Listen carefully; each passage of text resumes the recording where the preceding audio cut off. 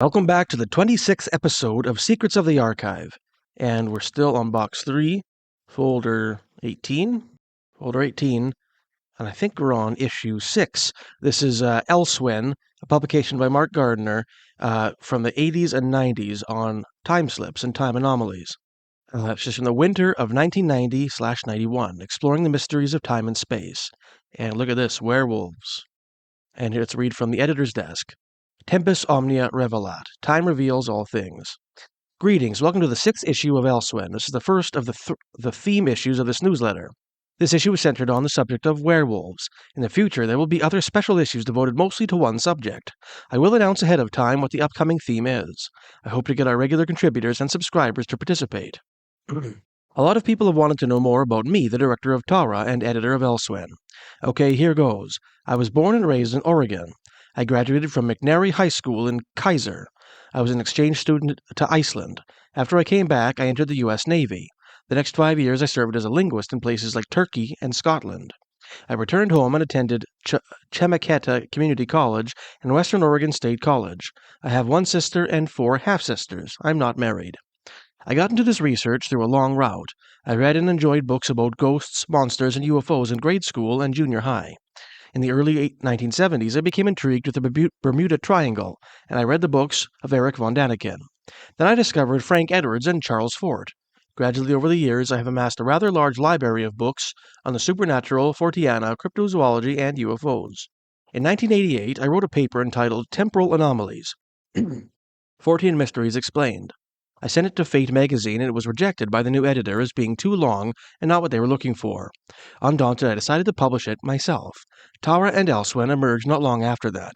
We've been growing ever since. Anyway, enough of that. Back to the present.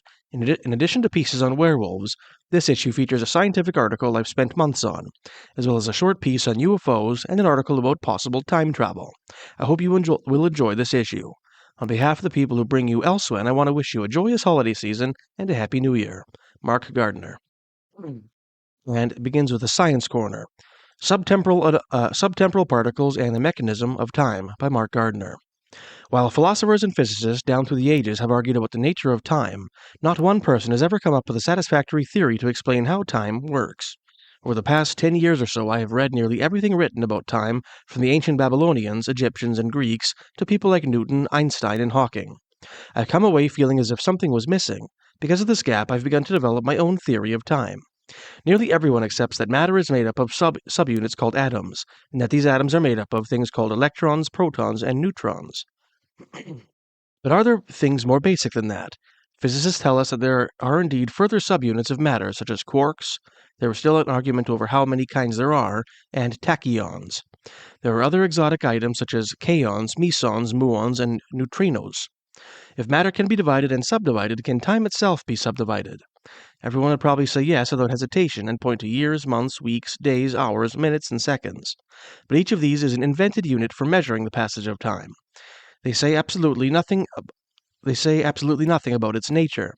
A year was just a period of time when a cycle of seasons or procession of constellations was completed. A month is was the period between new moons or full moons. A day is one complete rotation of the Earth on its axis, etc.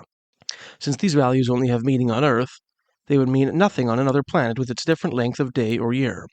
These years, months, and days do absolutely nothing to clarify the nature of time. Then what is time? Is it just an abstract concept? Some people think so. Is it like a flowing river? Others believe that. Or is it cyclical? Many believe that. Still others would suggest that time just is, and there's no use trying to explain it. I personally believe that time can be taken apart and explained, and this explanation is the answer to many of the mysteries of the ages. By its observed actions, the flowing river of time seems to be an excellent analogy. Unfortunately, when one looks at a river, he only sees the greater whole, and not the untold billions of water molecules rushing along by the forces of inertia and gravity. Time is like a river, or, perhaps more accurately, like an ocean current. But instead of water molecules, time is made up of directional flows of subtemporal particles, STPs. These are basic building blocks of the universe that scientists have long searched for. So, like a boat floating down a river, our matter universe moves along with the flow of time. I believe there are three basic particles that make up time: chronons, the positive or forward-heading particles; antichronons, the negative or backward-heading particles; and temprons, a neutral or static particle. Excuse me. Since these SDPs are the basic units of the universe, they are not limited by such barriers as the speed of light. The momentary glimpses physicists have had of faster-than-light tachyons may in fact be momentary glimpses of chronons or antichronons. Since we are creatures of the chronon-based or positive time flow, half of the universe, pure antichronons will be invisible to us. This is roughly analogous to the fact that humans can't see the infrared or ultraviolet bands of the light spectrum, even though we know they are there. I believe that the most basic structure of the universe, or dare I say multiverse, is an infinite sea of temprons in any and all directions. Time and its derivative, matter, exists within this sea of temprons. It has been said that the star stuff, since we are products of a planet distilled from a sun. Sorry, it is said that we are star stuff since we are products of a planet distilled from a sun. Okay, but more basically, we are time stuff, since all matter is derived from molecular STPs. These molecular forms of STPs could explain a wide variety of subatomic and subatomic particles.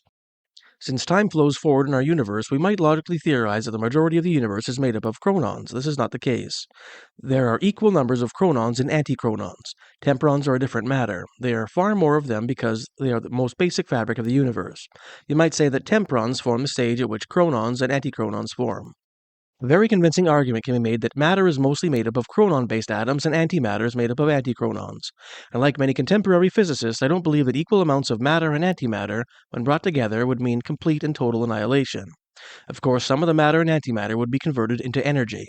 I believe that they would cancel each other out and would become neutral matter, which would be invisible to us, or more accurately, left behind in time as we continued forward. I'm going to skip this theoretical paragraph here. Okay, with our enlightened theory of time, let's explain the mysteries of sea monsters, lake monsters, Bigfoot, and other cryptids. For example, after you've tossed out the hoaxes, misidentifications, and other explanations, you're left with a tiny core of sightings. These creatures can be said to be transitory or rather infrequently seen. Skeptics asked where the proof of these things are in the form of droppings, captured specimens, or carcasses. A very valid point. The answer is simple. The cryptids are not here all of the time. Through some means of time involving waves or storms, the chronons or antichronons, i.e. a time warp, living dinosaurs and other prehistoric animals, sea and lake monsters, ancient hominids like Gigantopithecus, Bigfoot and the abominable snowmen, and various other members of the cryptozoo are pulled forward or brought ahead to our time. Usually unwitnessed but occasionally seen, these creatures are here for only a short period of time before the elastic property of time returns them to where they belong. The balance of time is strong, and that is why we are not inundated by things from 500 million years of prehistory. This is why surviving dinosaurs or Bigfoot might someday be caught, but can never be kept. A little time breeze can be blamed for all sorts of phantoms of living things or man-made items, since many ghosts show no sign of independence, i.e. they appear to be just a projection, and ships, trains, and buildings cannot return from the dead. The concept of scenes from the past being replayed like a faded piece of old film is very possible. Some ghosts and phantoms appear to be place-specific, only seen in a particular place, or time-specific, seen at a specific time of day or day of the year, while other ghosts or phantoms, like the Flying Dutchman, seem to have no fixed pattern. This has to do with some quirk in the geometry and behavior of time. There is a strong element of randomness in many cases. One of the greatest pieces of evidence of doors opening in time is one that many people do not realize. No, I'm not talking about footprints or photographs of things that can't be someplace. Those can be faked. I'm talking about a phenomenon that occurs with surprising regularity before, during, and after strange and unusual sightings. Simply put, I've noticed a substantial regularity of fogs and mists, into and out of which appear and disappear phantoms of both living and man-made things.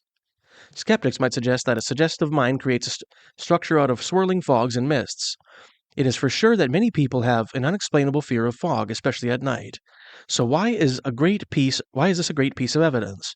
First, what is a fog? It's simply a cloud close to the ground. Big deal, you say. The evidence I point to is the appearance of fogs and mists when they are not meteorologically impossible. When they are meteorologically impossible.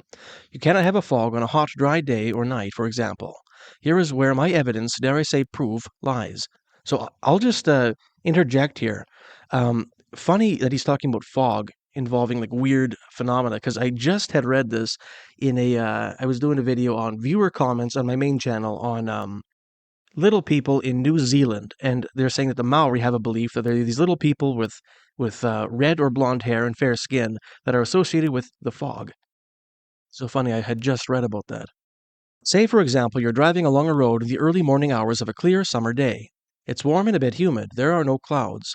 Suddenly you spot a large patch of fog ahead. You slow down and flick your lights to low beam as you enter the fog. Moments later, out of the fog, in front of you appears a form of a woolly mammoth. You screech to a halt. Your heart rate jumps and you start to sweat. You cannot believe what you are witnessing. Without warning, the mammoth disappears and the fog quickly dissipates. The explanation: you've just witnessed a brief period of time in which a door to another time and place opened. What happens on a winter day when you're cozy in front of a TV and someone opens an outside door? A blast of cold air rushes in. As long as the door is open, you feel the cold air outside. You feel the cold outside air. But as soon as the door is closed, the warmth of the house quickly banishes the cold. Bingo. Here's what happens when a door opens to another place and time where the temperature and humidity is different. Let's go back to the above scenario. As stated, it is a warm, humid morning. A door to Elsewhen and Elsewhere opens. It's cold and dry in that other place and time. The law of physics will work every time. Mix warm, humid air suddenly with cold, dry air, and you get a fog or mist. The next time you're outside on a cold day, exhale. What happens? A small cloud forms. This is how our impossible fogs in combination with a time anomaly occur. Let's return to the scenario one last time. Time's up. The door closes and the mammoth and source of cold air are gone. Without cold air to sustain the formation of aerial condensation, the fog will quickly clear, especially if there is any breeze or wind. The only trace that something occurred might be a strange footprint and some dew that will quickly evaporate without a trace. To complete this article, I want to tackle interesting idea. He's saying that in the mammoth scenario, at least, it'd be like it's a warm day, and then a door opens up, and the matter from some previous time, and it was very cold, appears in that area, and it mixes with the warm air and creates a mist, which is why you might see weird things in the fog. To complete this article, I want to tackle the old dream of traveling through time. The construction of a time machine, a la H.G. Wells in his famous book, is nonsense. Before man can travel through time, he has to learn to manipulate subunits of time he cannot see or touch. It is very probable that traveling through time with some sort of machine is impossible, but let's say it's not for now. To travel through time, you have to also travel through space. This is why H.G. Wells and at least 95% of science fiction writers are full of baloney. Their work should be labeled as fantasy. In most stories, a person sits in a machine, dials another date, pulls a lever, or pushes a button, and there he is at his destination. Wrong. If you had a machine such as these time travelers had, you would not only have to travel an hour or so backwards to find yourself in empty space. There are no fixed points for matter. Earth travels around the sun, which is moving around the galaxy, which is hurtling through the universe. Last week is displaced a week in time and thousands of miles in space. So for the first machine to get you to a certain time and place on Earth, it has to travel through time and space. Also, you would have to be able to accurately plot where Earth was in its spiraling dance through the universe over perhaps billions of miles. This is very difficult for us now to do with any great accuracy. Without a massive supercomputer on board the time machine, you would run the chance of being way off course.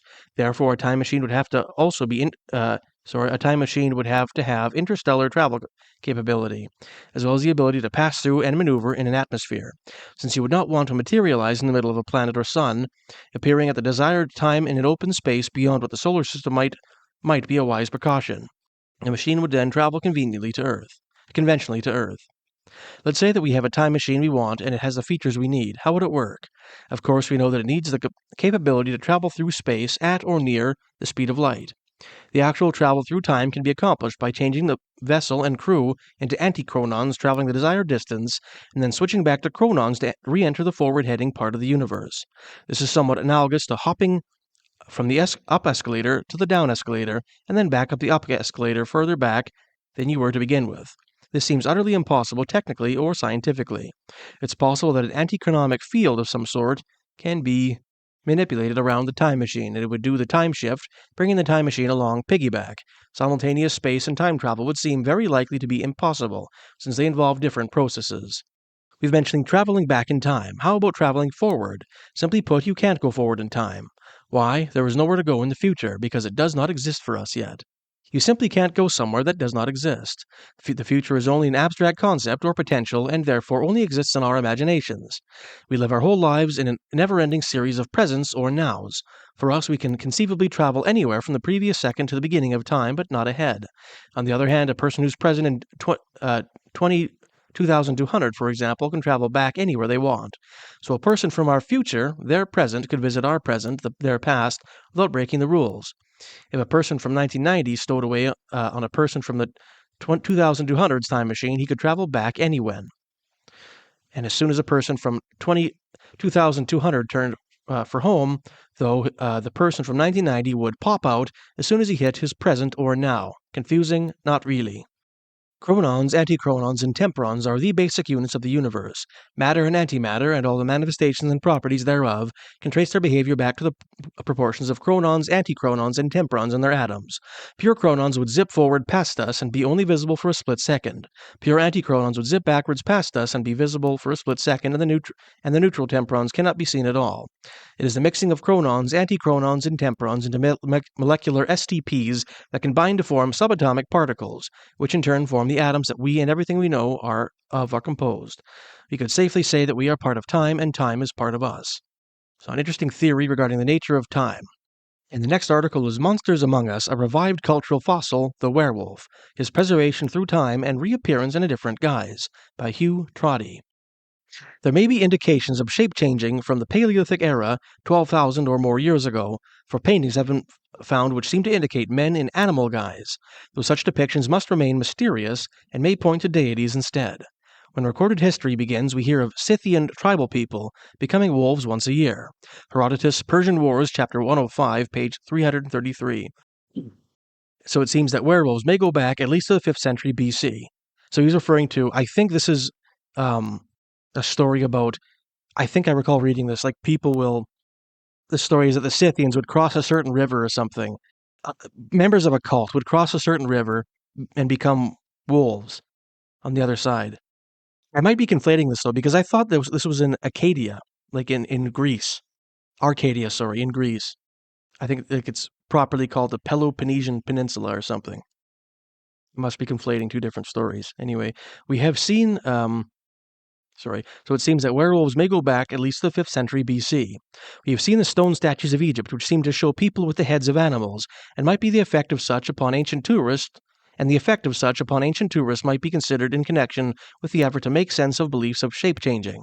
In the case of the werewolf, we may have one of the rare cases in which something real has perpetuated a belief that seems bizarre, but which yet may not be psychological in origin.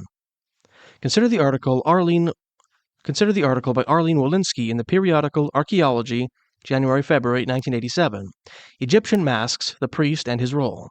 The article contains interesting information on a Roman cult of Anubis Hermes, in which it is contended that in Rome the priests of the cult wore Anubis masks and walked in procession in the streets. A statue of a man in a Roman tunic with a wolf-like Anubis the Jackal mask on his head is pictured on page 29 in the photograph. Is this a god or a masked priest, as Wolinski claims? The figure does seem to favor the priest's interpretation, though we know that Hermes or Mercury sometimes carried a wand. Wolinski also cites the ancient writers Cyprian and Juvenal for proof of Roman priests, sometimes senators, masked as dogs. Some scholars believe that tales told by word of mouth can only last some 200 years or so in a pre-literate society. Well, those scholars are absolutely wrong. We know that from some of the First Nations folklore we've covered. We believe that this can be lengthened considerably if the material is ritualized in song or religious practice. Homer's Iliad is said to be a tale formulated in song, and so lasting through centuries until the 5th century BC or earlier when it could be written down and preserved. But a stone statue will last thousands of years. It may be that the Egyptians concretized in their statuary a residual shamanism from very early times, but whatever the motive may have been for the carving, these statues have preserved their early nature through the ages, and if men of the priesthood of Anubis Hermes were to be seen in Rome walking in procession in wolf-like masks, we may have another example of the concretization of a belief. The Germanic songs and sagas again concretized belief in the werewolf. He cites Donald A. Mackenzie's German Myths and Legends, 1985, for the tale of the heroes Sigmund and Sinfjotl, who became werewolves by clothing themselves in wolfskins. Becoming concrete in Egyptian statues, Roman masks, Germanic sagas, and now in Hollywood movies has resulted in longer life for old beliefs, in becoming one with nature, or with nature's animals, a longer life for misunderstandings of statues and masks. It is hard to prove which. The werewolf was originally a hero, a good guy, if you will, and he's citing Charlotte F. Otten's A Lycanthropy Reader, Werewolves in Western Culture.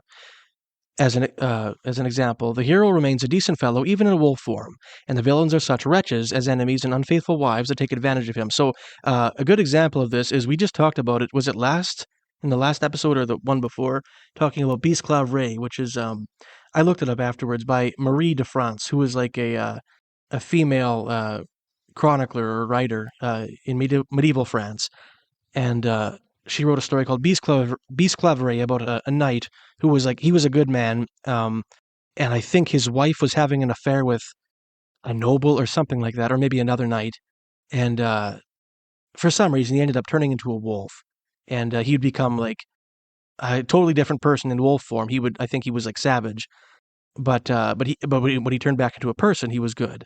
That's a good example of the werewolf being a good person. He says the hero remains a decent fellow even in wolf form. I don't know if that's the case with Beast Clavray, though. I think he was crazy in wolf form. The elements of the werewolf's good character and the periodicity involved in his condition, for instance, he is compelled to periodically return to the forest, remove his clothes, and become a wolf for a time, might point to an ancient religious connection of some sort, perhaps a periodic ritual. It may be that some historic werewolf attacks are the result of dog attacks. The attacks of a wolf without a tail would certainly point to a dog instead of a man-wolf. Clearly, the folktale might yet be another concretization in a form that will preserve a belief through time, as did other concretizations in the past.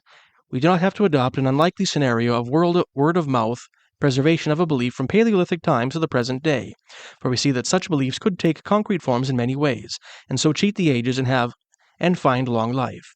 If Walensky is correct, we seem to have a case where the priests of a previous religion have become the monsters of later times, as the gods of an earlier day tend to become the demons of the times after their fall from favor. I disagree with his idea that it's impossible for folk tales to last through millennia, because we see that absolutely in First Nations folklore. Nations all over the continent have the same weird stories. And some of them you can date. I hope you forgive me, I don't remember the details, but there's an old Dene story talking about what seems to be a volcanic eruption, and folklorists have kind of tied it back to what, I don't know what you call people who study volcanoes, but they've kind of deduced that a volcano near the border of Alaska and Yukon, I think it's called Mount Churchill, exploded in like the European Dark Ages a long time ago. And they still have Dene stories like about them that people were recording in the late 1800s. So some folktales can last a very long time. And now we're on the UFO Observer by Kimberly Wager. Aliens. People have been reporting UFOs for years, and stories of contact with beings from UFOs are not new. What has not been established is the nature of the beings contacted. The most common claim is that they are aliens from another planet. I say aliens because extraterrestrials implies anything from off of Earth, including humans. Some say that they are travelers from Earth's future. This is the possibility I support most strongly. I agree with the theory that any ship made for time travel would also have to be a space vessel. Even though it may not seem like it, every second of this planet moves hundreds of thousands of kilometers. So she's tying it back to, I don't know if this was intentional, but that's exactly what Mark was saying in his article.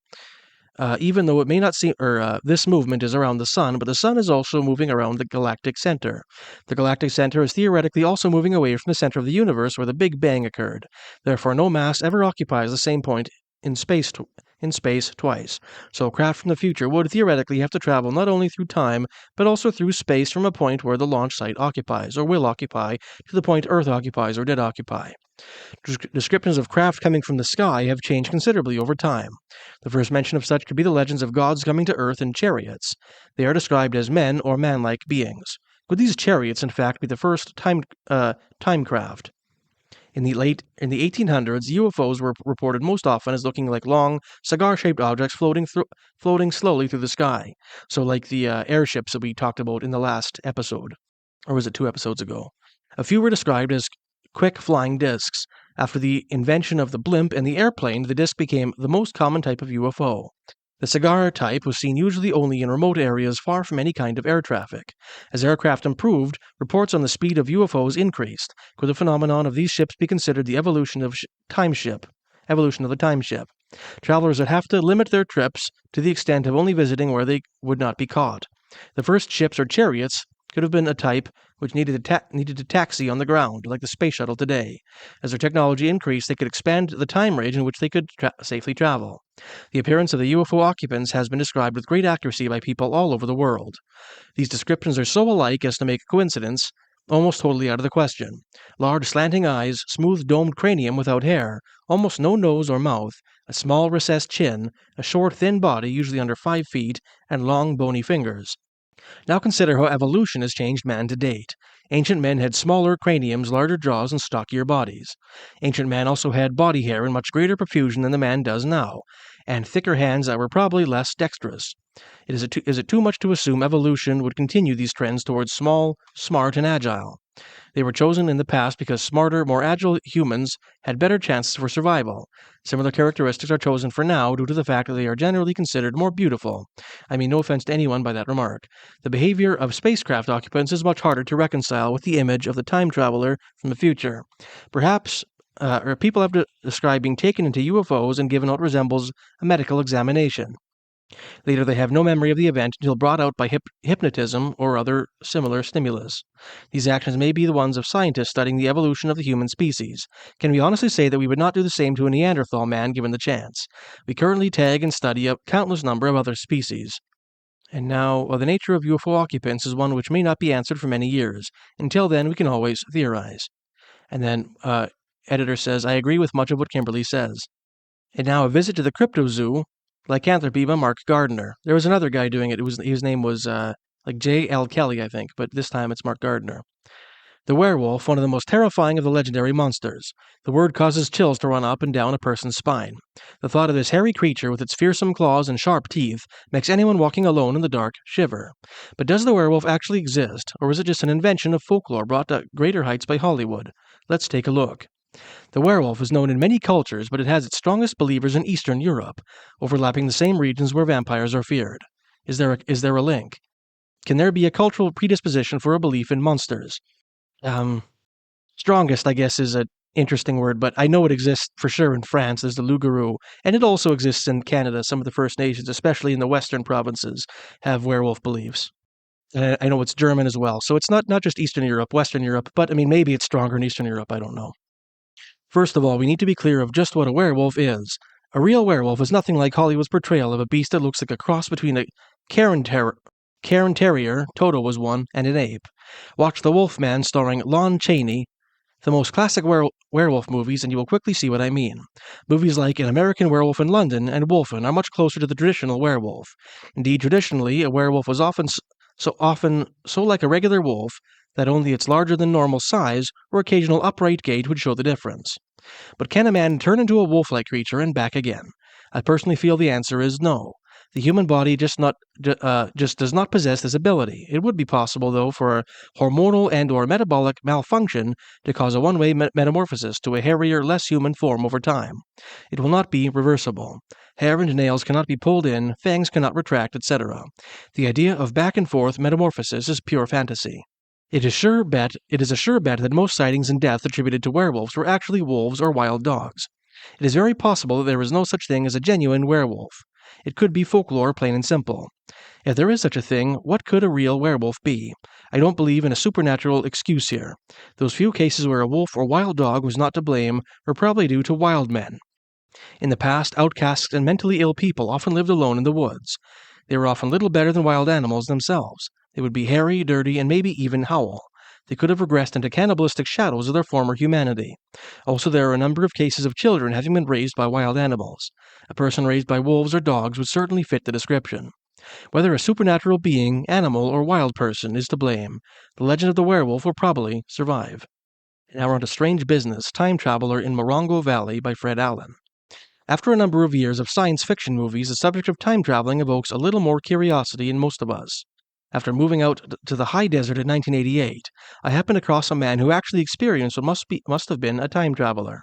Here are the facts that seemingly transcend fiction. Pete Garland was awakened one night by noises outside his home in central Morongo Valley. Looking out the window, he could clearly see an old man, a very old man, inspecting his pickup truck. The old gent would open the doors, look in the mirrors, and generally give the truck a close inspection. As the dog started to raise a ruckus in the nearby locked garage, Pete saw the old man walk up, wave his hands at the dogs, and gently command them to be quiet. As they quieted down, he went over to some cabinets that Pete had just finished and started to inspect them. He jumped back in total surprise as one of the self-releasing doors sprang open a bit at his touch.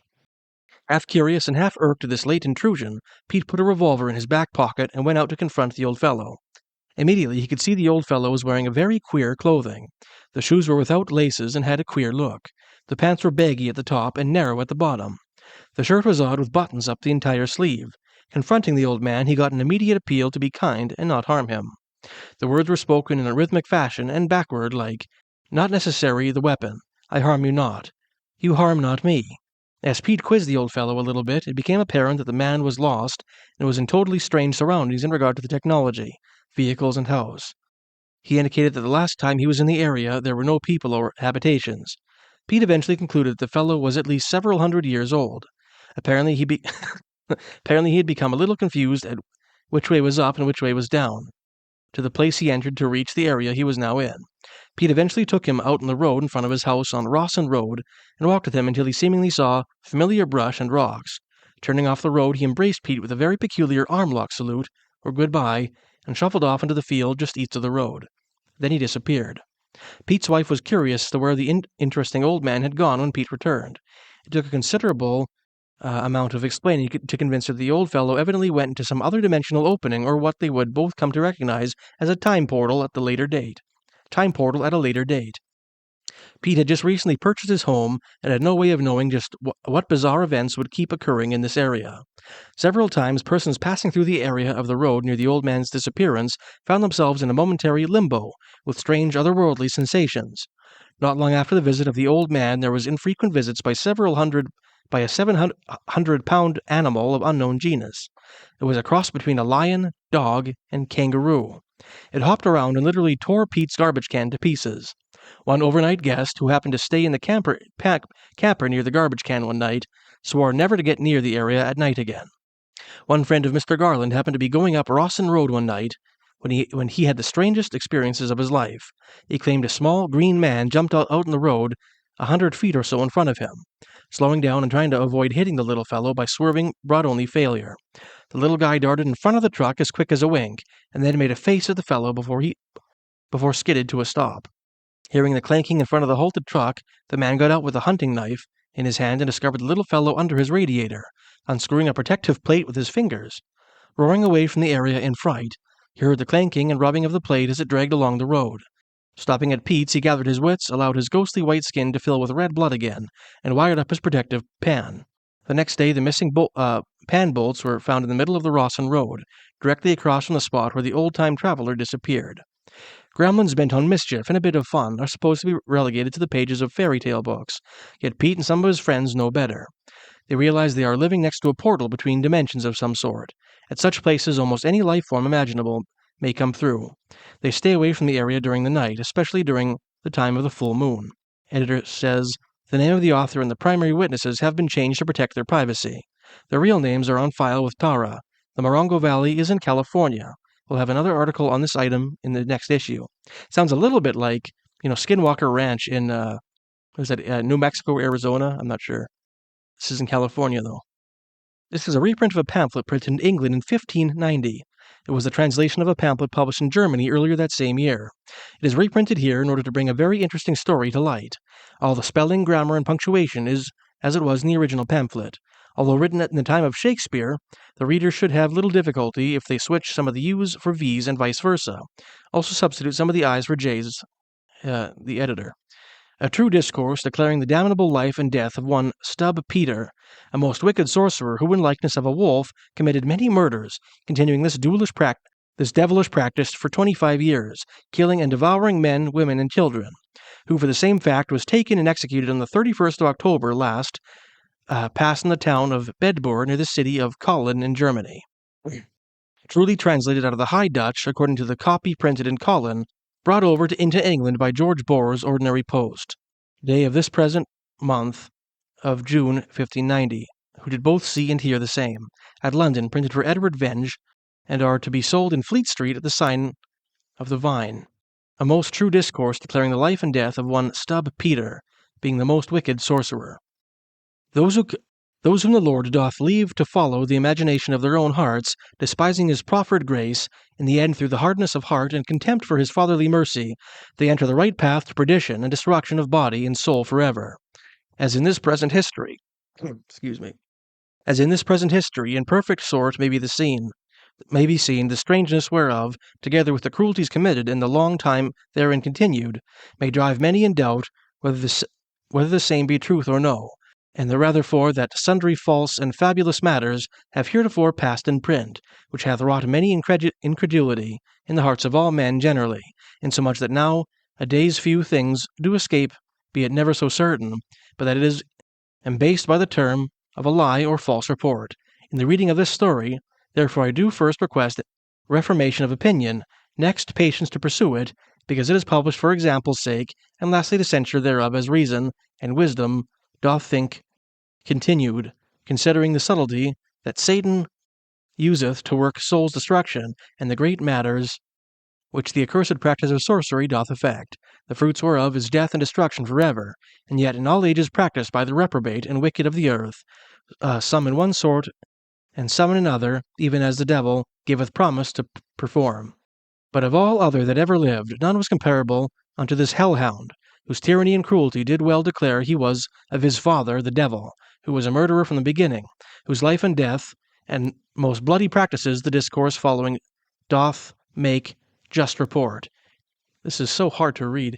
In the towns of Kipperdat and Bedburg, near into Kolin in High Germany, there was continually brought up and nourished one Stub Peter, who from his youth was greatly inclined to evil, and the practice of wicked arts, even from 12 years of age till 20, and so forward till his dying day, insomuch surfeiting that the damnable desire of magic, necromancy, and sorcery, acquainting himself with many infernal spirits and fiends, insomuch that forgetting the God that made him, and the Saviour that shed his blood for man's redemption, in the end, careless of salutation, gave both soul and body to the devil forever, for small carnal pleasure in this life, that he may be famous and spoken of on earth, though he lost heaven thereby.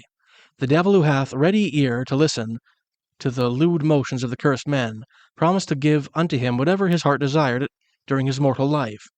Whereupon this vile wretch neither desired riches nor promotion, nor was his fancy satisfied with any external or outward pleasure, but having a tyrannous heart and a most cruel bloody mind, he only requested that at his pleasure he might work his malice on men, women, and children, in the shape of some beast, whereby he might live without dread or danger of life, and unknown to be the executor of any bloody enterprise which he meant to commit.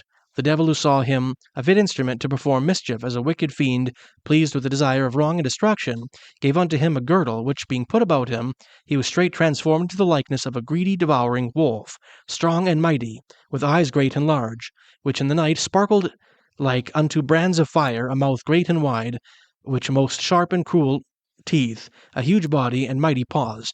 No sooner should he put off the same girdle, but presently he should appear in his former shape, according to the proportion of a man, as if he had never been changed. So, I don't know if you guys followed that. It's a guy, evil man, who wanted to have license to hurt and kill and maim people and wreak destruction on his fellow man. He made a pact with the devil, saying he would give up his soul in exchange for the ability to do those sorts of things. So the devil gave him something he wrapped around his waist, and it would turn him into a wolf. Peter Stumpp herewith was exceedingly well pleased, and the shape fitted his fancy and agreed best with his nature, being inclined to blood and cruelty, therefore satisfied the strange and devilish gift, for that it was not troublesome nor great in carriage, but that it might be hidden in a small room. He proceeded to the execution of sundry most heinous and vile murders, for if any person displeased him, he would incontinent thirst for vengeance, and no sooner should they or any of theirs walk abroad in the fields or about the city, but in the shape of a wolf he would presently encounter them, and never rest till he had plucked out their throats and teared their eontes asunder. and after he had gotten a taste hereof, he took such pleasure and delight in shedding of blood that he would night and day walk the fields, and work extreme cruelties, and sundry times he would go through the streets of Colin, Bedburg, and Caperdat, in comely habit, and very civilly as one well known to all inhabitants thereabout, and oftentimes he was saluted of those whose friends and children he had butchered, though nothing suspected for the same. In these places, I would say, he would walk up and down, and if he could spy either maid, wife, or child that his eyes liked or his heart lusted after, he would wait their issuing out of the city or town. If he could by any means get them alone, he would in the fields ravish them, and after in his wolfish likeness cruelly murder them. Yea, often it came to pass that as he walked abroad in the fields, if he chanced to spy a company of maidens playing together, or else a milking of their kine, in his wolfish shape he would incontinent run among them, and while the rest escaped by flight, he would be sure to lay hold of one, and after his filthy lust fulfilled, he would murder her presently. Besides, if he had liked or known any of them, look he had a mind unto her, he would pursue, whether she were before or behind, and take her from the rest. For such was his swiftness of foot, while he continued a wolf, that he would outrun the swiftest greyhound in the country. And so much he had practised this wickedness, that the whole province was feared by his cruelty of this bloody and devouring wolf. Thus continuing his devilish and damnable deeds within the compass of a few years, he had murdered 13 young children, and 2 goodly young women, big with child, tearing the children out of their wombs, in most bloody and savage sort, and after eat their hearts, panting hot and raw, which he accounted dainty morsels and best agreeing to his appetite. Moreover, he visited many times to kill lambs and kids, and such like beasts, feeding on the same most usually raw and bloody, as if he had been a natural wolf indeed, so that all men mistrusted nothing less than his devilish sorcery.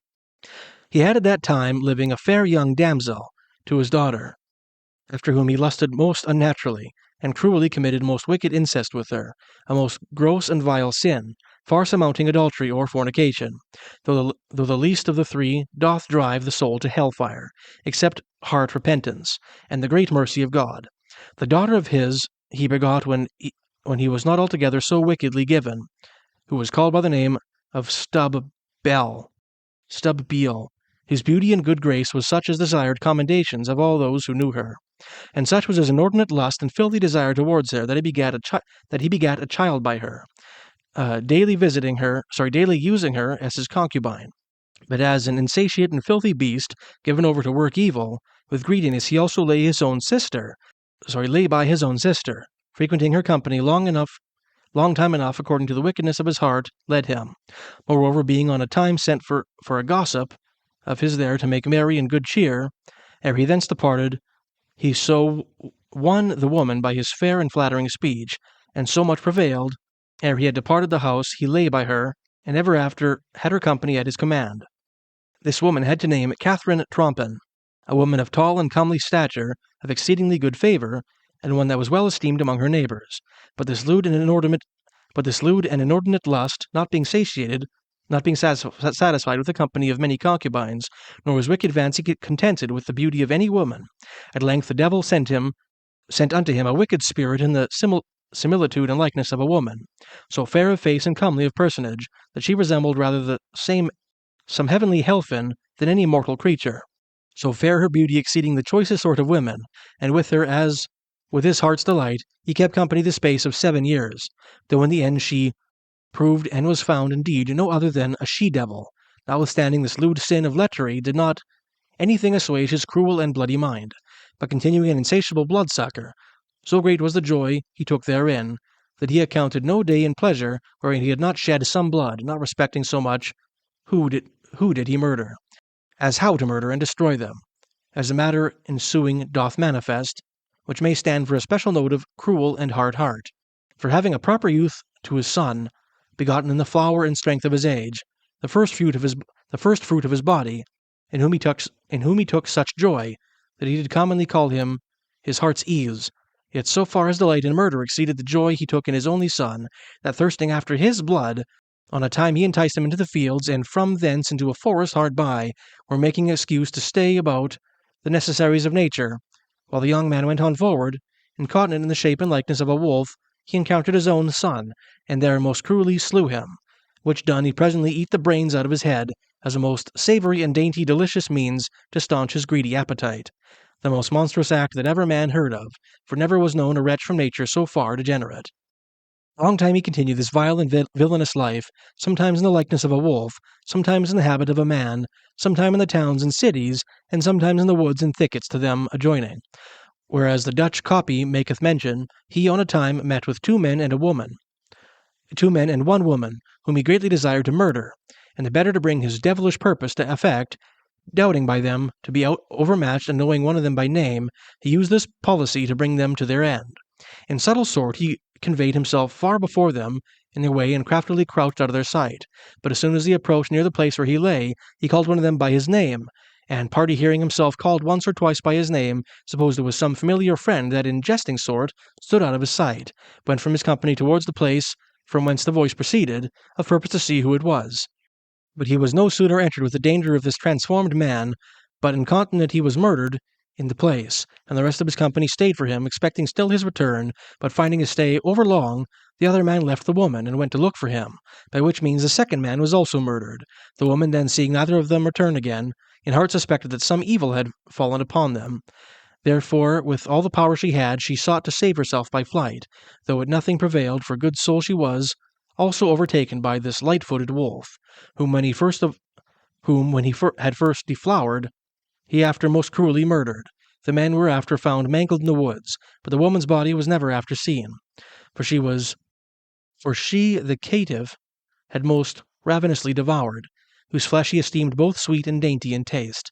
Thus the damnable Stub Peter lived in the terms of 25 years, unsuspected to be the author of so many cruel and unnatural murders, in which time he had destroyed and spoiled an unknown number of men, women, and children, sheep, lambs, and goats, and their cattle, for when he could not go through the weariness of people draw men, women, and children in his danger, then like a cruel and tyrannous beast he would work his cruelty on brute beasts in most savage sort, and did act more mischief and cruelty than would be credible, although high Germany hath been forced to taste the truth thereof. By which means the inhabitants of Colin, Bedburg, and Caperat, seeing themselves so grievously endangered, plagued and molested by this greedy and cruel wolf, who wrought continual harm and mischief, insomuch as a few or none durst travel to or from those places without good provision of defence, and all for fear of this devouring and fierce wolf, for oftentimes the inhabitants found in the arms and legs of dead men, women, and children, scattered up and down the fields to their great grief and vexation of heart, knowing the same to be done that strange and cruel wolf, knowing by no means they could take or overcome, so that if any man or woman missed their child, they were out of hope ever to see him alive, mistrusting straight that the wolf had destroyed it. And here is to be noted the most strange thing which setteth forth a great power of merciful providence of God to the comfort of each Christian heart. There were not long ago certain small children playing in a meadow together by the town, where also some stores of kine were feeding, many of them having young calves sucking upon them, and suddenly among the children comes this vile wolf, running and caught a pretty fine girl by the collar, with intent to pull out her throat. But such was the will of God that it could not pierce the collar of the child's throat, being high and very well stiffened and close clasped about her neck, and therewithal the sodden great cry of the rest of the children which escaped so amazed the cattle feeding that, by being fearful to be robbed of their young, they altogether came running against the wolf, with such force that he was presently compelled to let go of his hold and run away to escape the danger of their horns, by which means the child was preserved from death, and God be thanked, remains living to this day. And that this thing is true, Mr. Tice Artine, a brewer, dwelling at Puddle Wharf in London, being a man of that country born, and one of good reputation and account, is able to justify, who was near kinsman to this child, and hath from thence twice received letters concerning the same, and for the first letter did rather drive him into wondering at the act than yielding credit thereunto. He had shortly after, at request of his writing, another letter sent him, whereby he was more fully satisfied, and divers others persons of great credit in London hath in like sort received letters from their friends to the like effect. Likewise in the towns of Germany aforesaid, continued prayer and used unto God that it would please him to deliver them from the danger of this greedy wolf. And although they had practised all the means that men could devise to take this ravenous beast, Yet until the Lord had determined his fall, they could not in any wise prevail. Notwithstanding, they daily continued their purpose, and daily sought to entrap him, and for that intent continually maintained the great mastiffs and dogs of much strength to hunt and chase the beast wherever they could find him. In the end it pleased God, as they were in readiness, and provided to meet with him, that they should spy him in his wolfish likeness, at what time they could beset him round about, and most circumspectly set their dogs upon him, in such sort that there was no means to escape, at which advantage they never could get before. But as the Lord delivered Goliath into the hands of David, so was this wolf brought into danger of these men, who, seeing, as I said before, no way to escape the imminent danger, being hardly pursued at the heels presently, he slipped his girdle from about him, whereby the shape of a wolf clean avoided, and he appeared presently in his true shape and likeness, having in his hand a staff as one walking towards the city. But the hunters, whose eyes were steadfastly bent upon the beast, and seeing him in the same place metamorphosed contrary to their expectation, it wrought a wonderful amazement in their minds, and had it not been that they had known the man so soon as they saw him, they had surely taken the same to have been some devil in a man's likeness. But forasmuch as they knew him to be an ancient dweller in the town, they came unto him, and talking with him, they brought him by communication home to his own house, and finding him to be the man inside, and no delusion or fantastical motion, they had him incontinent before the magistrate to be examined. Thus being apprehended, he was shortly after put to rack in the town of Bedburg, but fearing the torture, he voluntarily confessed his whole life, and made known the villainies to which he had committed for the space of 25 years. He also confessed how by sorcery he produced of the devil a girdle, which being put on, he forthwith became a wolf, which girdle at his apprehension he confessed he cast off in a certain valley, and left it there. Which the magistrates heard, they sent to the valley for it, but at their coming found nothing at all, for it may be supposed that it was gone to the devil from whence it came, so that it was not to be found. For the devil, having brought the wretch to all the shame he could, left him to endure the torments which his deeds deserved. After he had some space been imprisoned, the magistrates found out through due examination of the matter that his daughter Stub Bell and his gossip Catherine Trompin were both accessory to divers murders committed, who for the same, as also for their lewd life otherwise committed, was arraigned, and with Stub Peter condemned, and their several judgments pronounced the 28th of October, 1589. In this manner, that is to say, Stub Peter, as principal malefactor, was judged first to have his body laid on a wheel, and with red-hot burning pincers in 10 several places to have the flesh pulled off from his bones. After that, his legs and arms to be broken with a wooden axe or hatchet, afterwards to have his head struck from his body, and to have his carcass burned to ashes. Also his daughter and his gossip were judged to be burned quick to ashes, the same time and day with the carcass of the aforesaid Peter Stumpp. And on the 31st of the same month they suffered death according to the practice of accordingly in the town of Bedburg, in the presence of many peers and princes of Germany. Thus, gentle reader, have I set down the true discourse of this wicked man Stub Peter, which I desire to be a warning to all sorcerers and witches, which unlawfully follow their own devilish imagination to the utter ruin and destruction of their souls eternally. From which wicked and damnable practice I beseech God keep all good men, and from the cruelty of their wicked hearts. Amen. That is a horrific story. My gosh. So a German werewolf. Oh, it continues. After their execution, there was, by the advice of the magistrates of the town of Bedburg, a high pole set up and strongly framed, which first went through the wheel whereon he was broken, whereunto it was also fastened. After that, a little about the wheel, the likeness of a wolf was framed in wood, to show unto all men the shape wherein he had executed those cruelties. Over that, on the top of the stake, the sorcerer's head itself was set up, and round about the wheel there hung, as it were, 16 pieces of wood, about a yard in length, which represented the 16 persons that was perfectly known to be murdered by him, and the same ordained to stand there for a continual monument to all ensuing ages what murders by Stub Peter was committed, with the order of his judgment, as this picture doth more plainly express. Witnesses that this is true include Tice Arton, William Brewer, Adolph State, George Bors, with divers others that have seen the same. Editor's note says the cities of Bedburg and Cologne mentioned in the above account are the modern German cities of Bedburg and Cologne. Wow. Stub Peter. Next one, Psychic Scenarios, Forebodings of Doom by Michelle Marr. Broken mirrors, black cats, umbrellas opened indoors, they're all familiar enough, as is the knowledge that bad luck is soon to follow all of them. Ill fortune also follows the appearance of the Bannock and the ghost ship of Loch Awe, two legendary portents of doom. Originally a Russian spirit of the bathhouse, the bannock is said to have spread to the rest of the world along with the use of saunas. As adaptable entity, the bannock can appear in any steamy bath. It is usually not seen by the bather, but occasionally a glimpse of it can be caught through the swirling billows of steam. Instead, the bannock makes its presence known by touching the bather's back. A gentle caress is a sign of good fortune, but a scratch warns of evil luck to come. The ghost ship of Loch Awe, an unidentified passenger liner from the early 1900s, passes silently by vessels in the North Atlantic. She passes closely, with her lights blazing and passengers visible on deck, and is usually gone before her presence is fully realized. But within a day, tragedy will strike, sometimes in the form of a collision or with the death of a crew member. Reminds me a little bit of the ghost ship, the Phantom Train of Medicine Hat, Alberta, which I've covered a few times on my main channel.